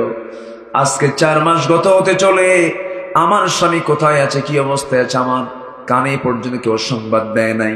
হঠাৎ করে গভীর রাত, ঘুমটা ভেঙে গেছে, স্বামীর প্রতি প্রেম নিবেদন চলে আসছে, প্রেমটা জেগে উঠছে। সে আমার বৈধ স্বামী, লিগাল স্বামীকে কাছে পাওয়ার জন্য আমি গভীর রাত্রিতে গুনগুন করে বিরহের গান গাচ্ছিলাম। ওমরে ফারুক মনে মনে চিন্তা করছেন, দোষ তো আরেকটা যোগ হলো। আল্লাহু আকবার বলবেন না? আমানত। ক্ষমতা পাইলেই আপনি বড় কিছু হয়ে গেছেন না। যার যত বড় দায়িত্ব, তার তত বড় জবাবদিহিতা। কার আদালতে? আল্লাহর আদালতে। শুনবেন কথা, শুনবেন? আগ্রহ আছে? কিন্তু পড়ন্ত বেলায় আমাকে তুলে দিয়েছেন।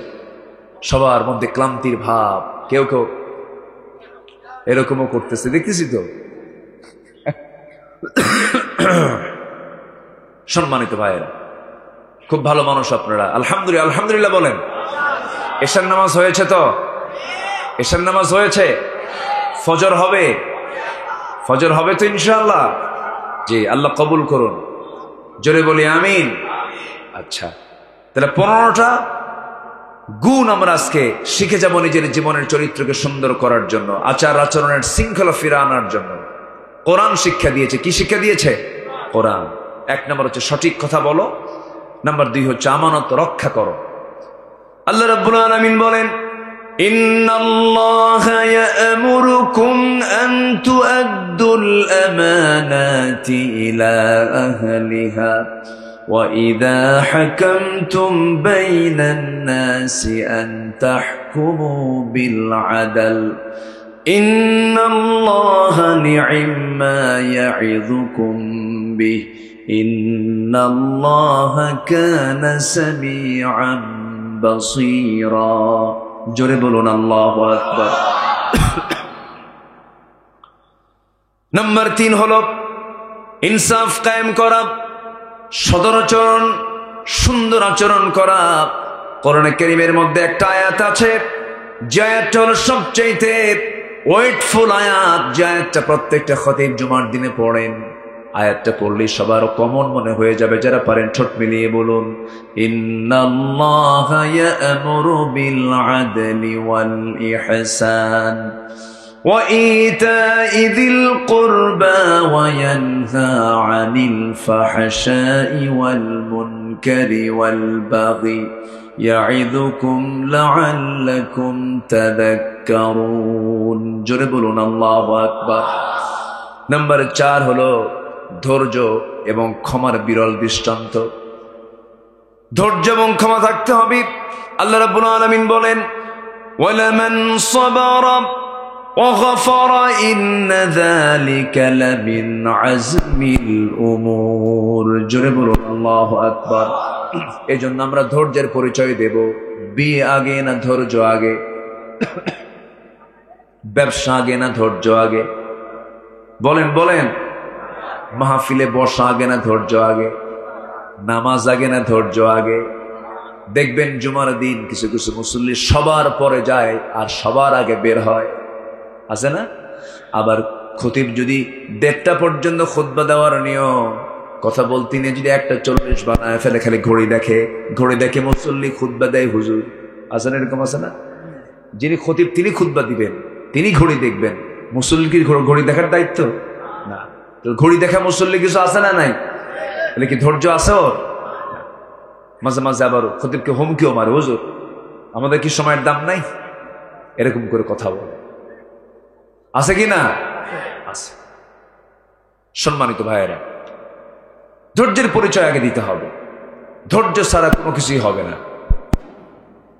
বিয়ের এই দাম্পত্যময় জীবনে চরম ধৈর্যের পরিচয় দিতে হয়। প্রায় আমাদের ফোনে ফোন আসে তালাক সংক্রান্ত, প্রায় ম্যাক্সিমাম টাইম এই ফোনটা আসে।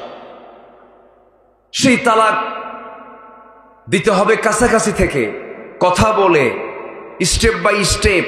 কোরআন যেভাবে তালাক দিতে বলেছে 3 তুহুরে তালাক দিতে হবে।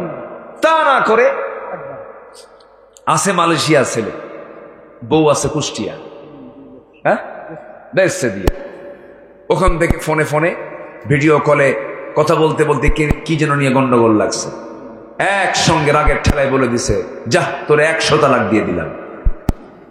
আওয়াজ বাড়ান তো, এত শক্তি লাগতেছে কেন? 100 তালাক দিয়ে দিলাম।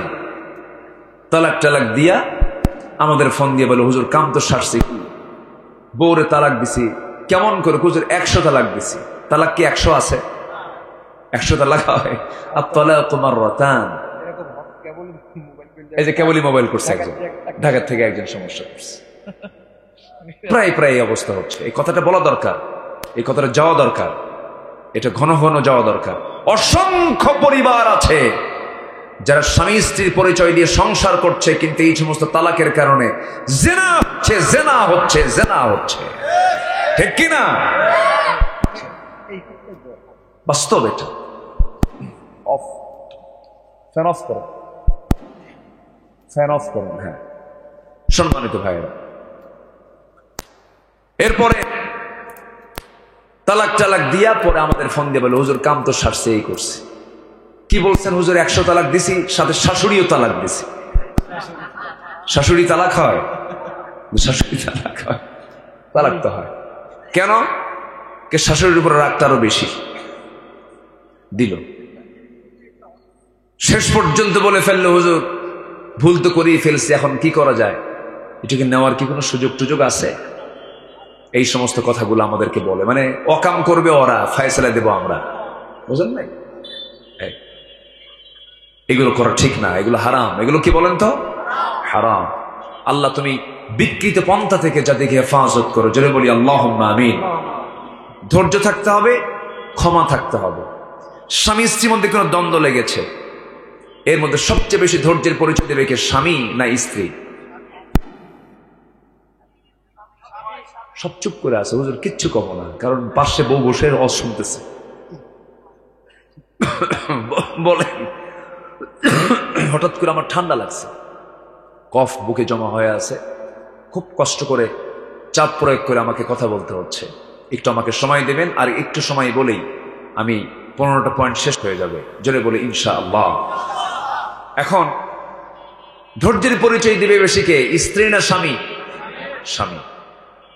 স্ত্রী যে দেবে না তা না, অবশ্যই দিতে হবে, কিন্তু আল্লাহ তাআলা স্ত্রীদের ধৈর্য দিয়েছেন এক জায়গায়, আর আপনার ধৈর্য দিয়েছেন আরেক জায়গায়। যেরকম সন্তান কোলে নিয়ে থাকা, সন্তান লালন পালন করা, এটাতে এগিয়ে কে? স্বামী না স্ত্রী? বাবা না মা? মা আগায় আছে, আপনি পারবেন না। 1.5 বছরের সন্তানকে যদি আপনার কোলে উঠায় দিয়া, অথবা 1.5 মাসের সন্তান আপনার কোলে উঠায় দিয়া বলে, তুমি 2 দিন একটু দেখো, 2 দিন কেন, 2 ঘন্টার পরে সন্তান আছাড় মারা শেষ। এটার নাম হলো পুরুষ। এটার নাম কি বলেন? পুরুষ, পুরুষ পারবে না। এই ধৈর্য আল্লাহ তাআলা কাকে দিয়েছেন? নারীকে দিয়েছেন। আমার ভাইয়েরা, কিন্তু নেতৃত্ব দেওয়ার ক্ষেত্রে, পরিচালনার ক্ষেত্রে, সকল ক্ষেত্রে আল্লাহ রাব্বুল আলামিন ধৈর্যের পরিচয় পুরুষকে দিতে বলেছেন। আমার নবীজির চারটা স্ত্রী একদিন সামনে বসে বলতেছে, হুজুর আমাদের 4 জনের মধ্যে একটা দ্বন্দ্ব লেগেছে। কি দ্বন্দ্ব? আপনি মূলত এই 4 জনের মধ্যে আপনি কাকে সবচাইতে বেশি ভালোবাসেন? রাসূল মুস্কি হাসি মেরে মনে মনে চিন্তা করেন, কার নাম বলে আমি কার কি করব, কেমনে বলি, জবাবটা কেমনে দেই? জবাব দিলেন না, শুধু বললেন, যাও, যে প্রশ্ন তোমরা আমাকে করে সেটার জবাব দেওয়ার জন্য একটু সময় লাগবে আমার, আমি আগামীকালকে সকালে বলবো, যাও। পাঠায় দিয়েছেন। পাঠায় দিয়া রাতের বেলা করলেন কি, 2টা করে খেজুর প্যাকেট করে প্রথমে আম্মা জান আয়েশার ঘরে গিয়ে বলছেন, আয়েশা আমি তোমাকে দারুণ লাইক করি, আহিব্বুক, আই লাভ ইউ। কি বউকে বলা জায়েজ আছে না নাই? আসতে বলে, আছে না নাই? পরের বউ না নিজের বউ? হ্যাঁ, এটা যেন মনে থাকে। আমার নবীজি বলছেন, আয়েশা আমি তোমাকে দারুণ ভালোবাসি, যে 2টা খেজুর তোমাকে ভালোবাসে দিয়ে গেলাম। এই কথা যেন অন্য কোন স্ত্রী কানে না যায়। 2য় ঘরে গিয়ে তাই বললেন, 3য় ঘরে গিয়ে তাই বললেন, 4র্থ ঘরে গিয়ে বললেন একই কথা। খেজুর 2টা করে দিয়ে আসলেন। পরের দিন সকালবেলা 4 জন স্ত্রী বুক ভরা আশা নিয়ে মনে মনে ভাবতেছে, হুজুর তো আজকে আমার কথা বলবেন। ঘরের মধ্যে আমার নবীজি 4 স্ত্রীকে নিয়ে বসলেন। এবার বলতেছে, হুজুর আপনি বলবেন আজকে আমাদেরকে আপনি কাকে সবচেয়ে বেশি ভালোবাসেন? রাসূল বলছেন, আমি তাকেই সবচেয়ে বেশি ভালোবাসি যাকে গত রাত্রিতে লুকায় লুকায় 2টা খেজুর দিয়ে আসছি। যা সুবহানাল্লাহ। কি কথা বোঝা গেল? এটার নাম হচ্ছে ব্যালেন্স, ধৈর্য, ইনসাফ। আল্লাহু আকবার বলেন। আমার বন্ধুগণ, নাম্বার 5 হলো, মনে আছে কি? মনে আছে আপনাদের? নাম্বার 1 হলো সত্য কথা বলা, নাম্বার 2 হলো আমানত রক্ষা করা, নাম্বার 3 হলো ইনসাফ কায়েম করা, নাম্বার 4 হলো ধৈর্য ক্ষমার দৃষ্টান্ত উপস্থাপন করা, নাম্বার 5 হলো আল্লাহর ভয়ে কাঁদতে কাঁদতে সেজদায় লুটিয়ে পড়া। আল্লাহর জন্য কাঁদতে হবে। এই পৃথিবীতে আল্লাহ ছাড়া যে অন্যের কাছে কান্দে সে লস। সে কি? লস। বউয়ের জন্য কাঁদবেন, লস। মেয়ের জন্য কাঁদবেন, লস। ছেলের জন্য কাঁদবেন, লস। সম্পদের জন্য কাঁদবেন, লস। দুনিয়ার যার জন্য আপনি কান্নাকাটি করবেন সব লস প্রজেক্ট। কিন্তু একটা কান্নায় উপকারে আসবে, যে আল্লাহর ভয়ে কাঁদবে, লুটিয়ে পড়বে, সেজদায় পড়বে। ওই 1 ফোঁটা চোখের পানি যদি আল্লাহর দরবারে মঞ্জুর হয়ে যায়, 7টা জাহান্নাম নিভে দিয়ে আল্লাহ রাব্বুল আলামিন তাকে জান্নাত দিয়ে দিবে।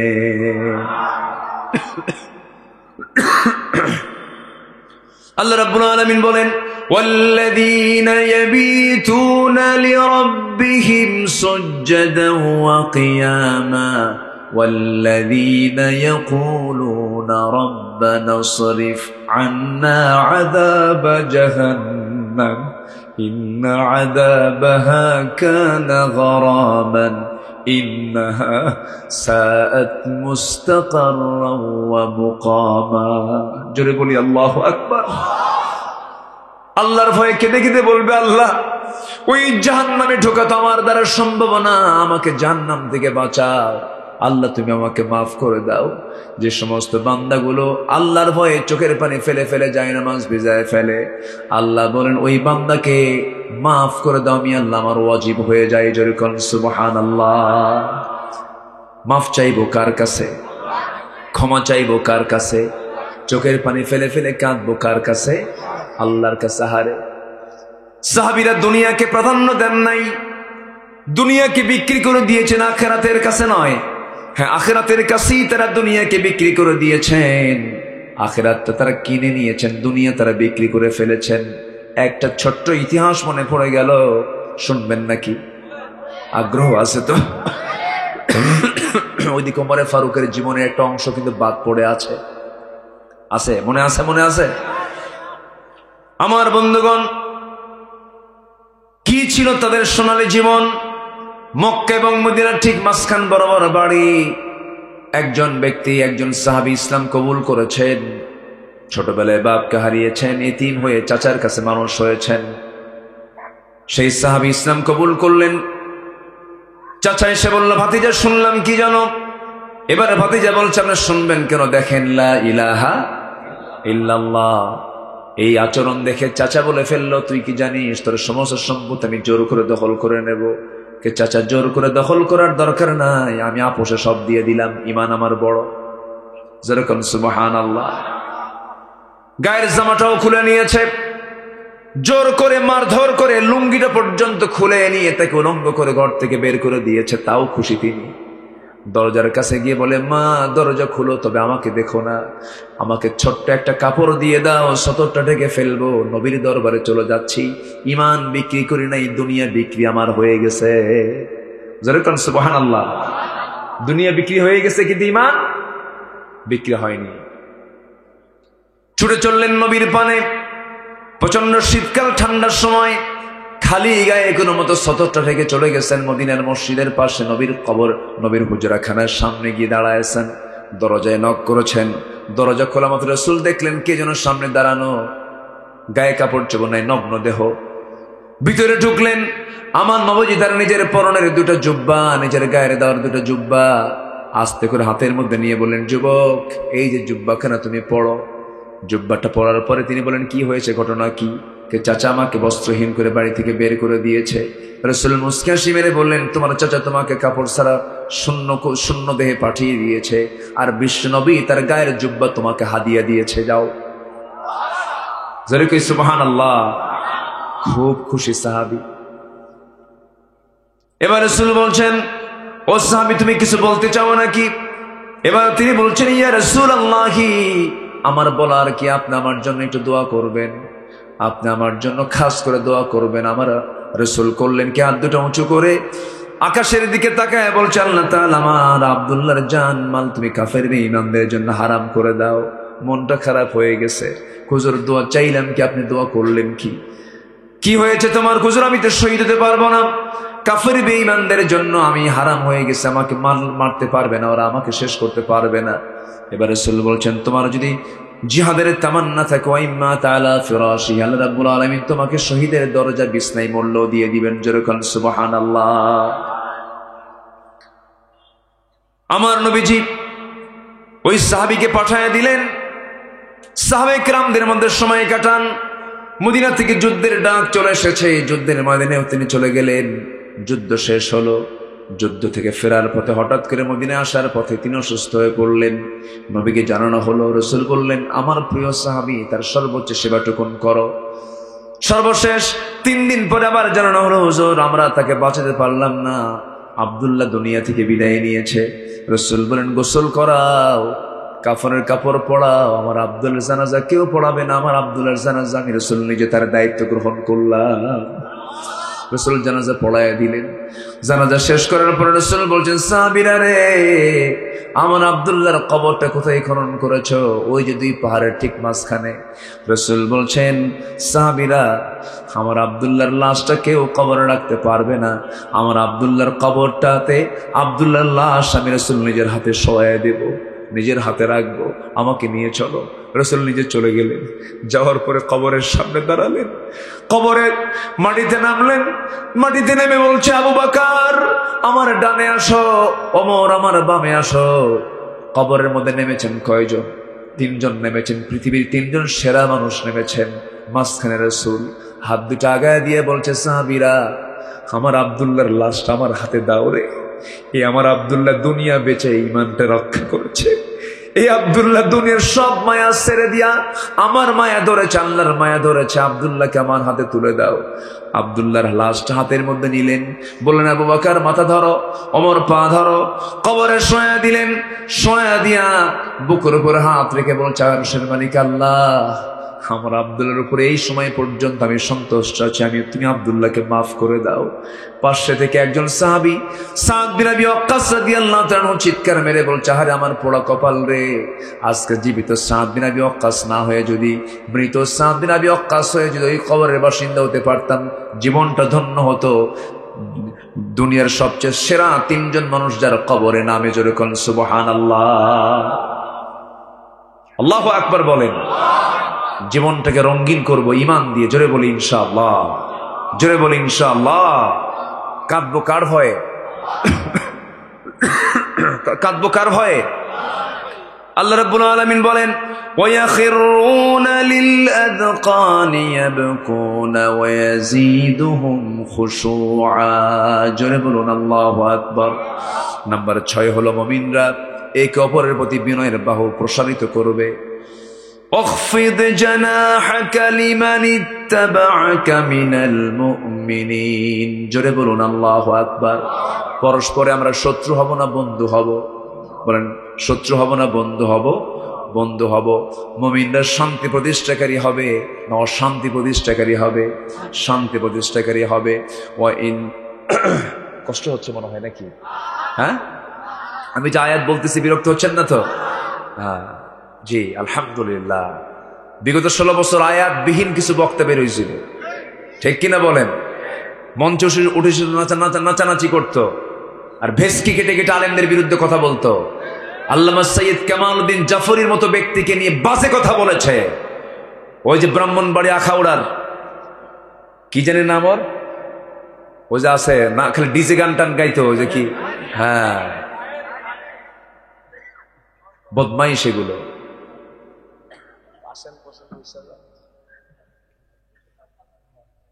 কথাগুলো তো যাচ্ছে ওর কানে তো যাবে, যা সমস্যা কি?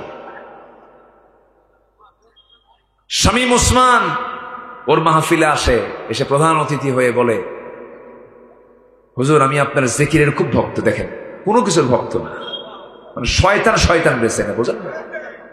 আমি আপনার জিকিরের খুব ভক্ত, আমি এখন চলে যাচ্ছি, আপনি আপনার ওই টানটা মারবেন জিকিরের, ওই টান শুনতে শুনতে যেন আমি বাড়ি পাই, টান যেন বন্ধ না হয়। দেখছেন,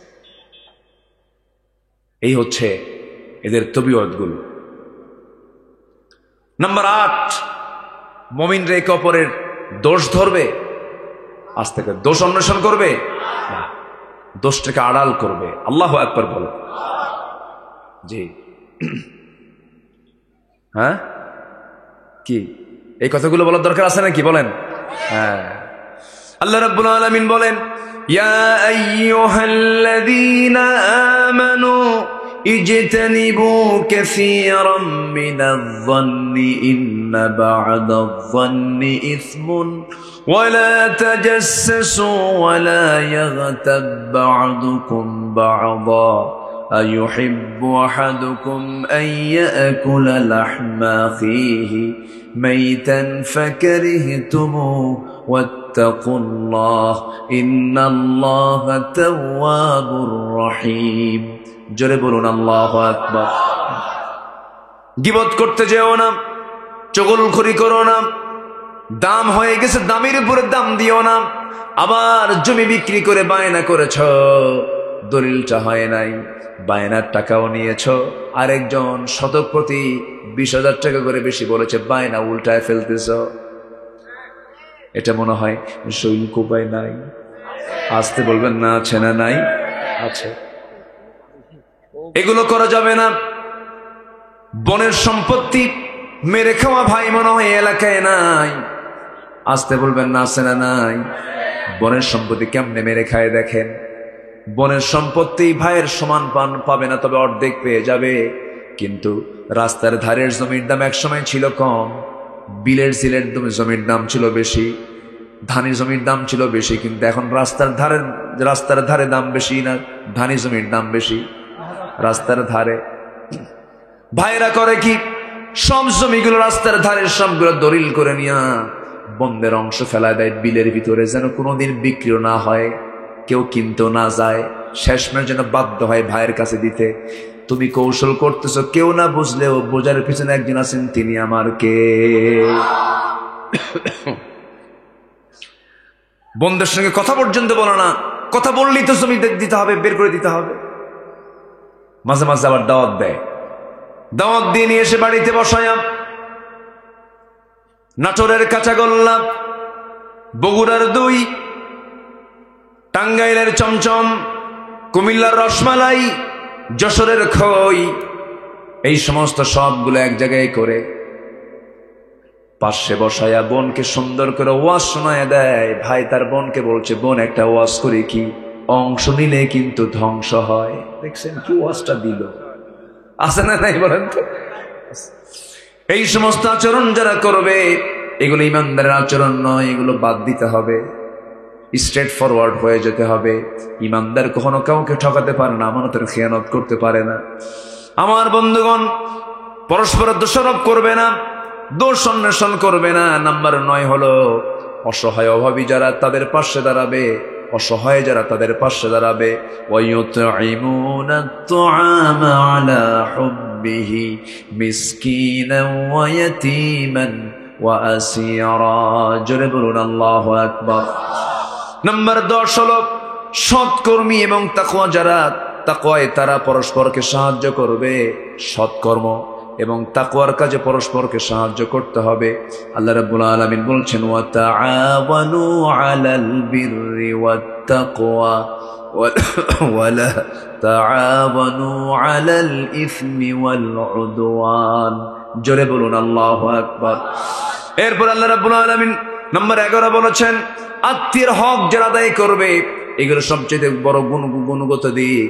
নিজের বোনের খবর রাখে না, ভাইয়ের খবর রাখে না, ধর্ম ভাই বানায়, ধর্ম মা বানায়, ধর্ম বোন বানায়, আছে না নাই বলেন? আচ্ছা, এগুলো হালাল না হারাম?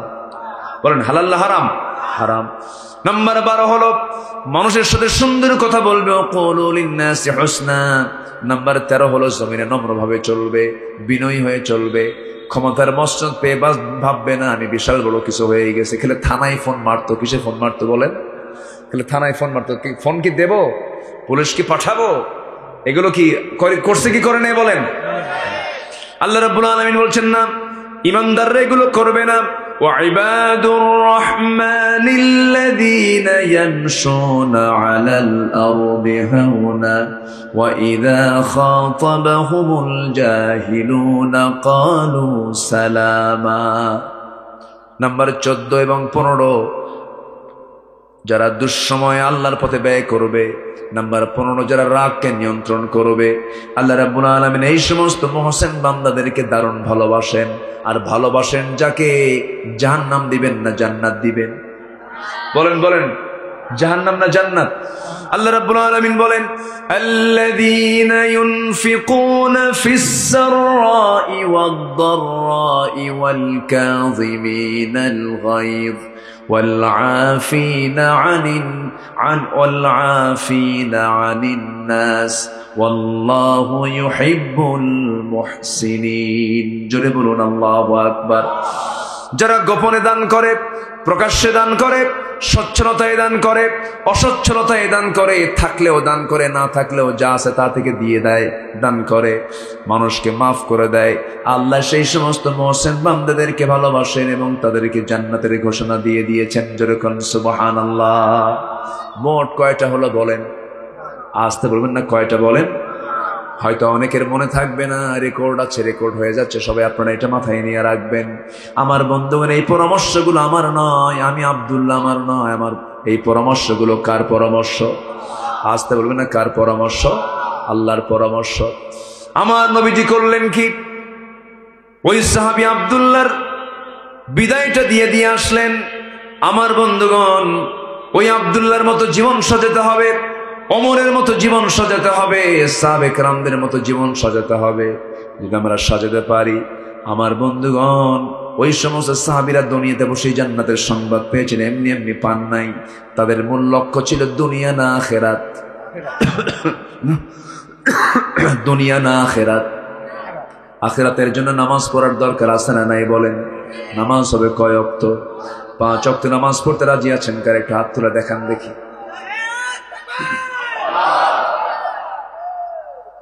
নামাজ পড়তে রাজি আছেন তো?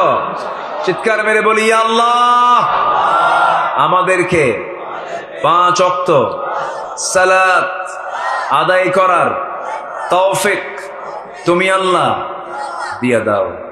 জোরে বলি আমিন। আরো জোরে আমিন, আরো জোরে আমিন।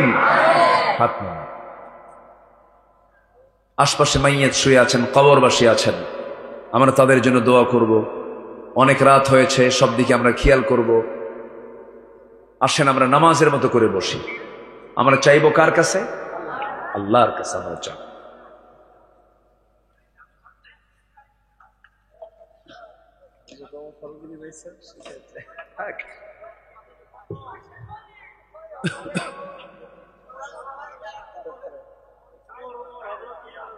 ও কিছু কথা রয়ে গেছে না? হ্যাঁ, এত সুন্দর ভাষা আপনাদের, আলহামদুলিল্লাহ। খুব মিষ্টি ভাষা আপনার, খুব ভালো লাগে ভাষাগুলো, অনেক সুন্দর, শিরিন অর্থাৎ সুইট ল্যাঙ্গুয়েজ আপনাদের। বলি আলহামদুলিল্লাহ, খুব ভালো, আলহামদুলিল্লাহ। আল্লাহ আপনাদের ভাষার মধ্যে বরকত দিয়েছেন, আল্লাহ আপনাদের কথার মধ্যে বরকত দিয়ে দেন। কথার মধ্যে বরকত হচ্ছে সত্য কথা যেন আসে মুখ থেকে, আল্লাহ কবুল করুন। জোরে বলি আল্লাহুম্মা আমিন। সম্মানিত ভাইয়েরা, ওমর ফারুক রাদিয়াল্লাহু আনহু, একটু তো বলা হয়েছেই, প্রায় হয়েই গেছে। সাইয়েদনা ওমর ফারুক রাদিয়াল্লাহু তাআলা আনহু, বলবো কি শর্ট করে বলবো না লম্বা করে বলবো? লম্বা করে বলবো, হ্যাঁ শর্ট করে বলবো। শেষে বিচার হয়ে গেল, এই তো শেষ হয় না। সাইয়েদনা ওমর ফারুক রাদিয়াল্লাহু তাআলা আনহু উনি বললেন, ঠিক আছে বিচার তুমি করো, সমস্যা নাই, কিন্তু একটা কথা বলি, কি নিজের পরিচয় কিন্তু দেননি উনি কে একবার উনি বলেননি। ওনার তো কোনো দোষ নাই এখানে, কোনো গিল্টি তার মধ্যে নাই। কারণ দেশের যিনি চিফ, আসামিকে ধরার জন্য কি অনুমতি দরকার হয়? তার কোনো দোষ নাই, কিন্তু উনি বোঝেন নাই, ওই মহিলা বুঝতে পারে নাই। ওমর ফারুক রাদিয়াল্লাহু তাআলা আনহু তিনি বললেন, ঠিক আছে আমি দোষ করেছি ভালো কথা, কিন্তু তুমি কেন গুনগুন করে গান গাও, এটার মতলব কি? মহিলা বলতেছে, আমার স্বামীকে পাওয়ার জন্য আমি গান গাচ্ছিলাম। আচ্ছা ঠিক আছে, তা আমাকে মাফ করবা না? কেন মাফ করবো না? আচ্ছা তোমার সেই কাঙ্ক্ষিত স্বামীকে যদি আগামীকাল সূর্য উদয়ের আগেই যদি তোমার সামনে হাজির করি, তুমি কি আমার বিরুদ্ধে মামলা দিবা? মুস্কি একখান হাসি মারছে। শাসক তো, উনি বোঝেন তো ওর রোগ কোথায়, ওর ব্যথাটা কোন জায়গায় মেডিসিন দিলে কাজ হবে। কালকে সকাল কেন, সন্ধ্যার মধ্যেও যদি আমার স্বামীকে আমার সামনে হাজির করে দিতে পারেন, আপনি বেকসুর খালাস, যান। আল্লাহু আকবার বলেন। নিজের বাড়িতে চলে আসলেন, এসে বউকে বলেন, বউ, একজন স্ত্রী তার স্বামীকে ছাড়া কতদিন পর্যন্ত ধৈর্য ধরে থাকতে পারে? আপনি বোঝেন না? আপনি তো বোঝেন কথাগুলো। এবার স্ত্রী বলছে, একটা আয়াত আছে, আল মুতাল্লাকাতু ইয়াতারাব্বাসনা বিআনফুসিহিন্না সালাসাতা কুরু, তালাক প্রাপ্ত নারী অপেক্ষা করবে অন্য পুরুষকে স্বামী হিসেবে গ্রহণ করার জন্য কয় মাস পর্যন্ত? 3 মাস, 3 কুরু পর্যন্ত। এই 3টা ইদ্যত তাকে পূরণ করতে হবে। এখান থেকে বোঝানো হচ্ছে যে একটা স্ত্রী তার স্বামীকে ছাড়া 3 মাস পর্যন্ত ধৈর্যের পরিচয় দিতে পারে। এক্ষেত্রে স্বামীর অবশ্যই এই বিষয়টা লক্ষ্য করা উচিত। তখন তিনি করলেন কি, সেনাবাহিনী প্রধানকে ডাক দিয়ে বললেন, আজকের থেকে সকল সৈনিকদের 3 মাস পর সাধারণ ছুটি, ফ্যামিলিকে সময় দেওয়ার জন্য।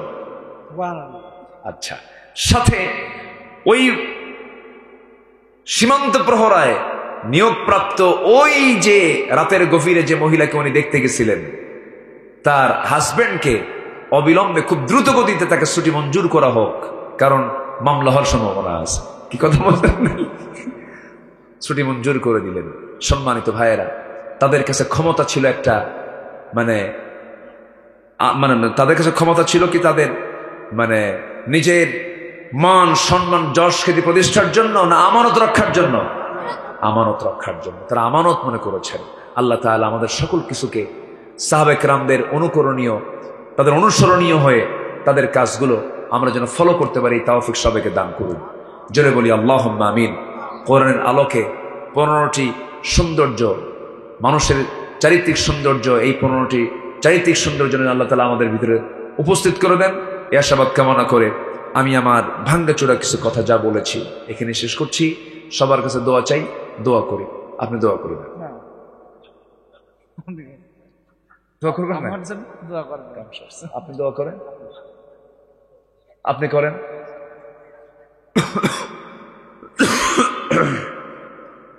বসেন। হুজুর এই মাহফিল বাস্তবায়ন, আচ্ছা অনেকে মারা গেছেন না, অনেকে চলে গেছেন, যে আমরা সবার জন্য দোয়া করি। সবাই বলে সুবহানাকা আল্লাহুম্মা ওয়া বিহামদিকা আশহাদু আল্লা ইলাহা ইল্লা আনতা আস্তাগফিরুকা ওয়া আতুবু ইলাইকা। চিৎকার মেরে বলি, ইয়া আল্লাহ, আমার জীবনের সাগীরা কবীরা, ছোট বড় সব গুনাহ তুমি আল্লাহ মাফ করে দাও। জোরে বলুন, ইয়া রাব্বাল আলামিন, ইয়া রাব্বাল আলামিন।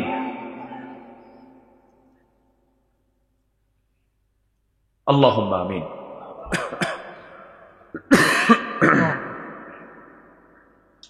ربنا ظلمنا أنفسنا وإن لم تغفر لنا وترحمنا لنكونن من الخاسرين لا تزغ قلوبنا بعد إذ هديتنا وهب لنا من لدنك رحمة إنك أنت الوهاب। গভীরাত নিঝুমরাত জীবাণু রাত্রিতে হাজারো মুসলমান নরনারী নিয়ে তোমার কালামের 2-3 আয়াতকে সামনে রেখে তোমার পরামর্শ তুমি বলে দিয়েছো চারিত্রিক সৌন্দর্য কেমন করে আনতে হয়। 15টি বিষয়ের উপরে যৎকিঞ্চিত কিছু কথা বলেছি, তোমার নবীর জীবন থেকে কিছু কথা শুনিয়েছি, তোমার পছন্দের বান্দা সাহাবে কেরামদের জীবন থেকে কিছু আলোচনা করেছি। শেষান্তে সে 2টা হাত তোমার দরবারে পেতে আছি। গুনার দিকে নজর দিও না, বান্দা মনে করে তামাম জিন্দেগির গুনাহগুলোকে তুমি আল্লাহ আমাদের মাফ করে দাও। জনম দুঃখিনী মা, জনম দুঃখী বাপ জান যারা চলে গেলেন, জিন্দেগির গুনাহগুলো মাফ করো, কবরগুলোকে জান্নাতের টুকরা বানায়া দাও। রব্বিরহামহুমা কামা রাব্বায়ানি সগীরা। আহারে, এই যে আমার এখানে মাহফিল শুনতেছি আমরা, পাশে কবরবাসী শুয়ে আছেন, কারো বাবা গেছে, কারো মা গেছে, কারো ভাই গেছে, বোন গেছে, আত্মীয় স্বজন চলে গেছে। আল্লাহ তোমার কাছে ফরিয়াদ করি, কবরবাসীর সমস্ত আযাব মাফ করে দাও। ইমানি হারাতের কবরস্থানগুলোকে তুমি আল্লাহ জান্নাতের টুকরা বানায়া দাও। আয় আল্লাহ তাআলা, বিশেষ করে মাহফিলটার আয়োজন যারা করলেন, শোনার জন্য কষ্ট করে যারা আসলেন, বিনিময়ে কিয়ামতের কঠিন ময়দান যেদিন কেউ কাউকে চিনবে না, এমনকি মা সন্তানকে পর্যন্ত স্বীকার করে বসবে, যেদিন মানুষ কাঁদতে কাঁদতে চোখের পানিগুলো ফুরে যাবে, চোখ থেকে রক্ত বের হওয়া শুরু হয়ে যাবে, সেই কঠিন মুসিবতের দিন এই মাহফিল সবার জন্য নাজাতের মাধ্যম বানায় দিও আল্লাহ। আল্লাহ তোমার বান্দাগুলোকে নিয়ে এমন সময় হাত তুলেছি, ফিলিস্তিন শেষ হয়ে যাচ্ছে, ফিলিস্তিনের বাচ্চাগুলো না খেয়ে মারা যাচ্ছে।